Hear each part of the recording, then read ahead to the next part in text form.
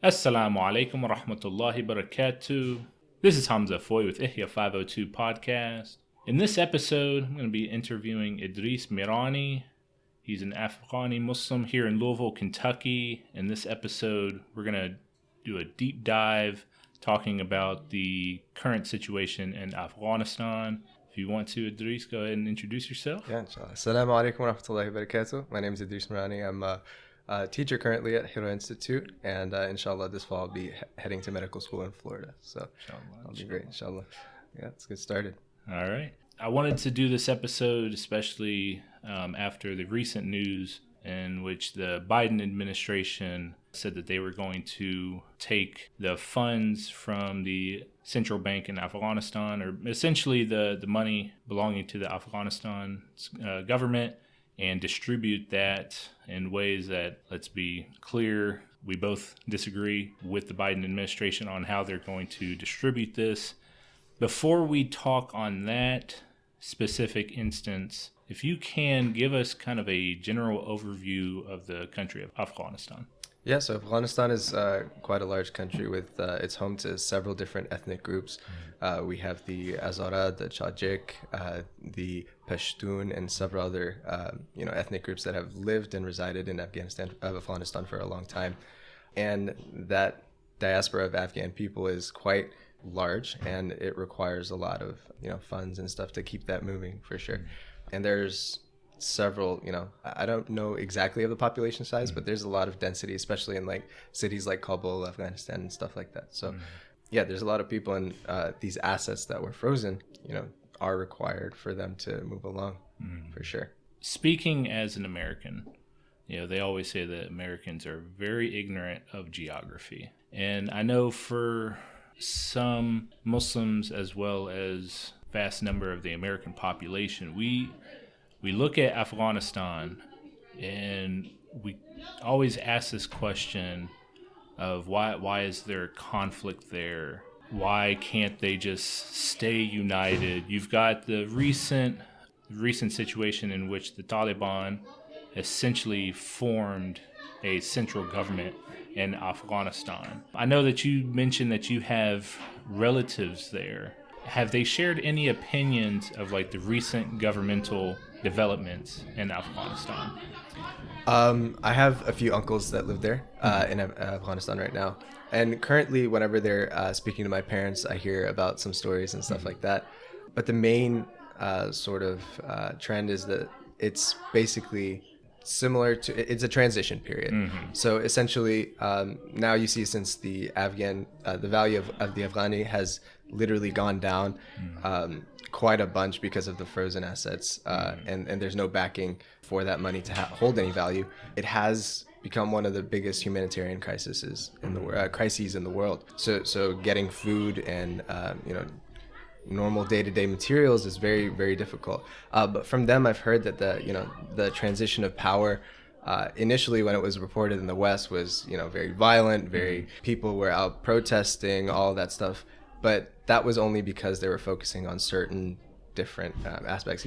Everyone has a sort of agenda, and Western media specifically, we've learned of pretty recently that they specifically they do have an agenda pretty open. For them to pick out certain points that are fitting that agenda and showing that in the news, that gets people to think of put a framework on Afghanistan as sort of being in this war-torn state, where in reality, from the stories of my uncle, talking about how it is there, basically on a day-to-day level, it's life as usual, and it's just a transition period with how gas prices go up here, the value of money is going down there. It might be a little more, how would you say, emphasized there, but yeah, it's pretty usual. Life is usual. One of the impressions that I get, and you can tell me if this is a good impression or a bad impression, is going back to the question that I asked about Afghanistan having a central government, or do the ethnic groups prefer having kind of their own governments over their specific geographic regions? And I kind of compare this to you go out to like rural America, I'll be honest, that's a lot of how like we think. I remember going out to my grandfather's out in eastern Kentucky, and it was usually like each town took care of itself. Like we didn't, obviously, yes, we're part of part of a larger structure. There's the state and then the federal government, but like you go out to the rural areas, it's almost like people are self-reliant. It's an ethic for them. Because I remember one time we had a tornado wipe through the county where my grandfather lived. And we didn't sit and wait, for example, for like the state government to send equipment. We started getting all of our stuff together, chainsaws, tractors. And we started clearing roads.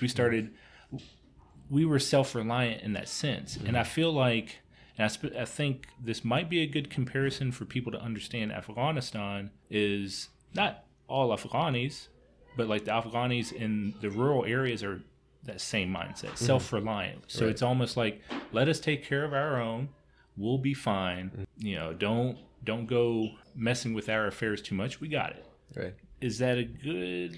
That is a good comparison, right? The rural Afghans have always been sort of self-reliant, like you said, and for the transition of power is mostly just for the central cities, such as Kabul and places where international trade and most of the commerce go along. Life for the people of the rural sides of the country are usually normal. Day to day is that self-reliant aspect. But if you look at it recently, there has been a shortage of food, and there has been a time of famine. Basically, it's getting to that stage. Usually, it is sort of the rural areas are basically self-reliant. And then we're talking about how like these the different groups, the different ethnic groups, and how they relate, and why there was so much civil war during that time. And it was partially, contributed through the help of the United States. There's always a regime that they're trying to put up. If you look at every other corner of the world, you'll see there's a regime that they're trying to push forth. And then they realized in Afghanistan is not going to work the same, because we pushed back the Russians, and I guess the United States was the next step in that. It took them 20 years to realize that, and then they sort of left. They're like, okay, you guys can take it and handle it. We'll do whatever. We'll put sanctions on you for now. And the problem is that, Afghanistan is saying with the Taliban's government, they're saying the people have basically accepted us as the ruling government, right? Gotcha. So you guys need to recognize us as a world government, because right now Afghanistan is not recognized as a world country in the international level. So that's why there are so many sanctions. There's so many frozen assets, and things like the Biden's decision to take that money and seize it and distribute it as it is his own, which I think is sort of daylight robbery. Those decisions come as a result of not recognizing Afghanistan as a state. And given the fact that the Taliban have had a bad track record from before they were put in power, before this transition period, this is part of the reason, the reason that America is saying that, hey, this is something that we can't do because of that. So they're using it as the excuse. Whereas the Taliban are saying we are reformed. There's a different regime. This is not the same Taliban as past. So that is why they're saying, recognize us, give us a chance, because every regime, I guess, deserves a chance, especially when the people are recognizing it. And if it's causing people to suffer through, loss, because at the end of the day, the person who suffers the most are the citizens of Afghanistan.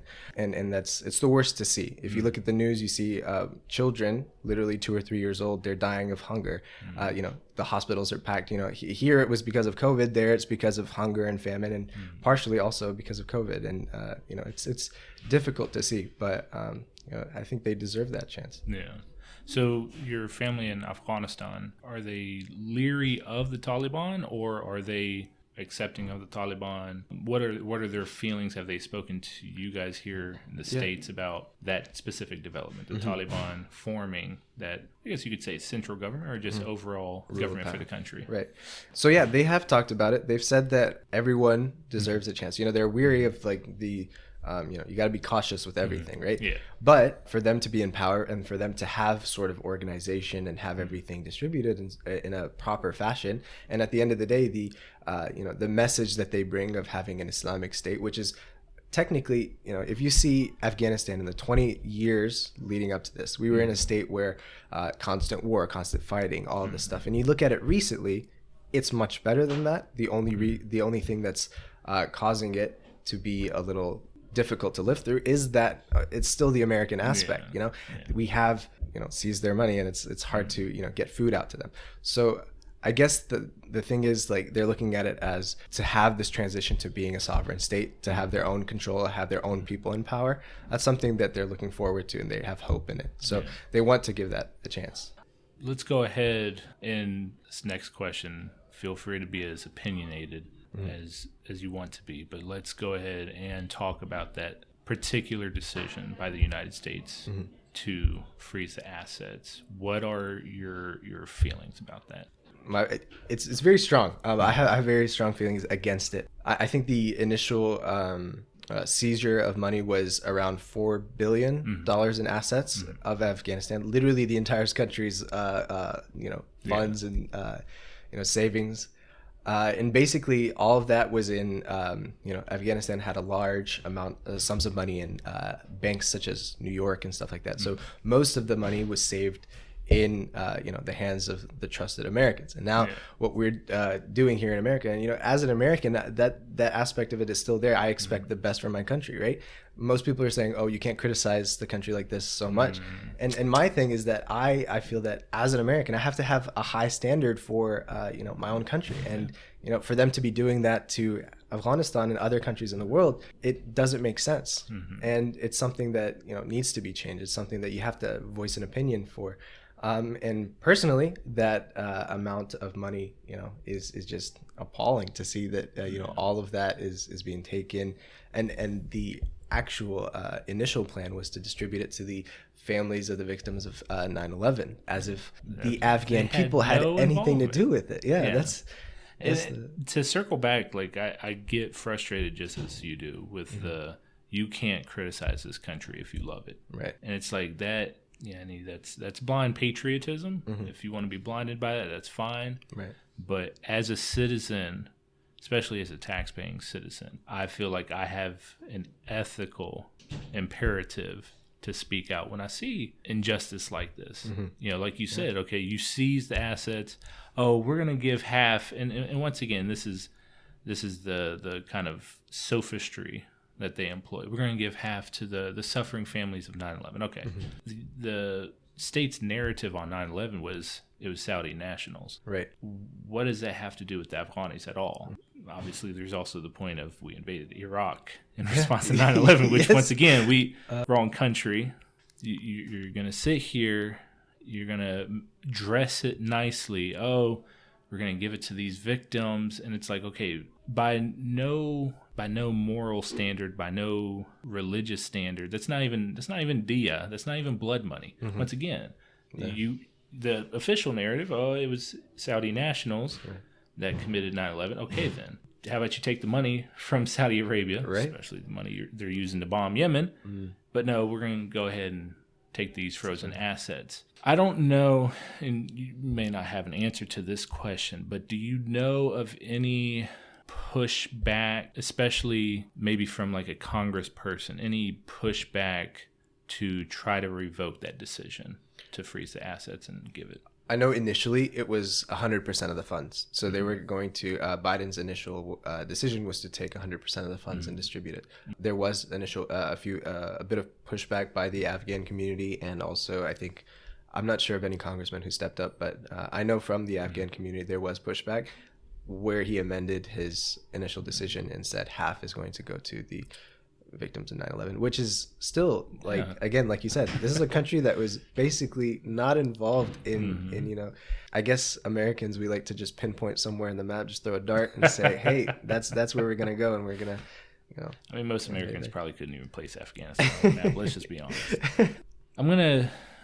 We'll stay on this topic, but I'm gonna kind of segue to something that is also related. Is there a large Afghani community here in like Louisville or in the general area, or is it like the Afghanis are like a small minority?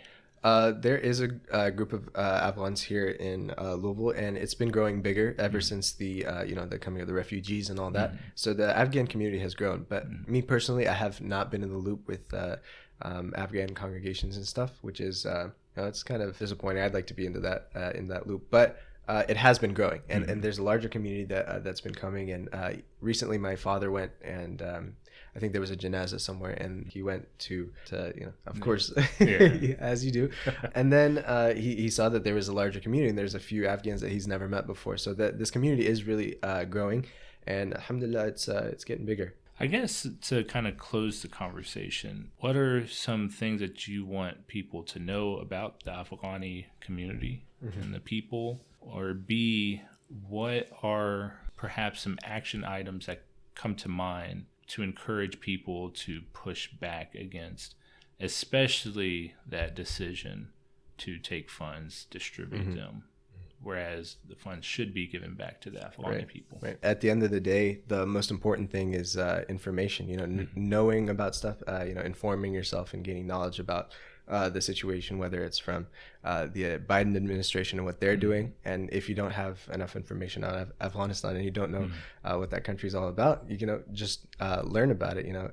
You can always come to one of us in the Afghan community, and we have this thing called Pashtunwali, which is, we're very known for being hospitable people. So we'll invite you over, come in, have some tea, and we'll tell you a little bit about Afghanistan.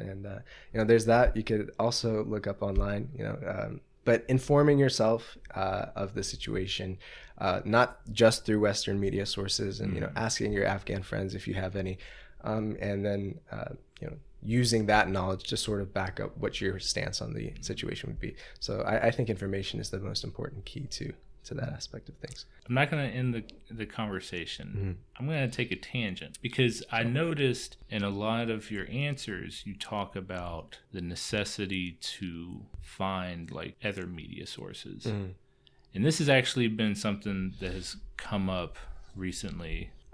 We won't talk about the Ukraine conflict, but I think a number of us have seen kind of a double standard in Ukraine being invaded. You see, remarkably, a lot of that ultra-nationalist, white supremacist language. Are there media sources that you recommend beyond the kind of base CNN, MSNBC, Fox News? I think in the age of social media, there's that realm of media sources that you could look through.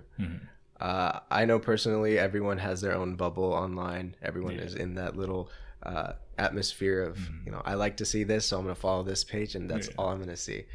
But some of these pages, such as I'd like to, one Instagram page that I follow that gives a lot of information on international news, especially related to Islam and Muslims around the world, is called Muslim Daily, and they have pretty good reputable information on these sort of conflicts and issues. Other sources, I think social media has, in the age of social media, that's the best thing that has come of it, is the fact that you can get news from whatever source that you can find, and getting it straight from the source, people who are in that country. Also, there is an Afghan reporter that has been quite popular on YouTube recently. His name is Hamayon Afghan. He does interviews. Recently, he's been to Turkey and interviewed the refugees who have come from Afghanistan.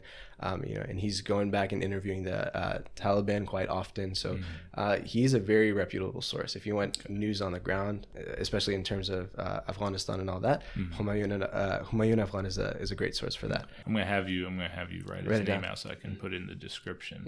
Besides Instagram and YouTube, are there any media companies mainstream that, because here's the thing. For example, I will sometimes tune into what's called Democracy Now. Sometimes I will tune in to it. It's a website, so it's not necessarily something to watch, but something to read. It's called The Intercept.